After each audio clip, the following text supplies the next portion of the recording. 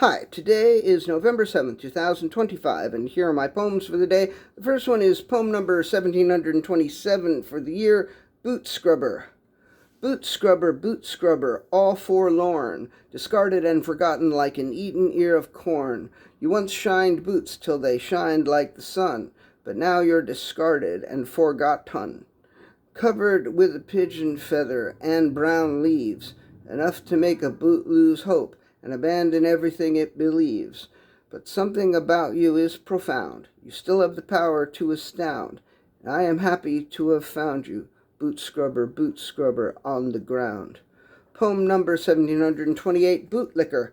It wasn't a fetish that made him always want to lick boots. It was a malfunction of his taste buds, or perhaps a Pavlovian response, the origins of which have been long forgotten. But he had always found the taste of boots so delicious that he would often fall to the ground and slobber over your Doc Martens or your wellies or whatever. I ended up just always wearing sneakers if I was planning to meet up with him, which meant I would never make plans with him if it looked like it was going to rain. It's crazy the kind of things we do for our friends, but the bootlicker was a really good friend, and really I would consider him one of my best friends if it wasn't for the whole bootlicking thing. Poem number 1729, Walking Distance. Everything was within walking distance, so they walked the various distances between the various things that were within those various distances. They saw the sights and shopped the shops and talked the talks and walked the walks, and it was almost criminal how pleasant it was. And they almost got arrested over the pleasantness. Fortunately, though, pleasant walks and talks and shopping and sightseeing are not yet crimes, so they got off scot-free.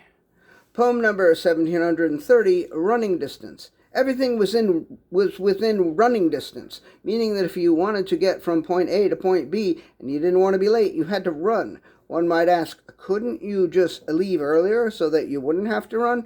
And one might answer, that's not how it works here. You have to leave so that you will be on time if you run, but you can't leave early because we don't take kindly to people who walk.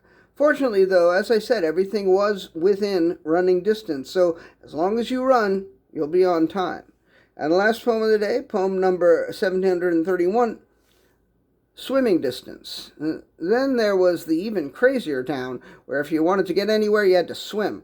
It was buildings surrounded by canals or swimming lanes or sluices through which water flowed, and you couldn't do the doggy paddle unless you were a dog, in which case it was required. But if you were human, you had to do the breaststroke or the backstroke or some other kind of stroke, and if you didn't know how to swim, well, then you had to stay inside until you fucking learned.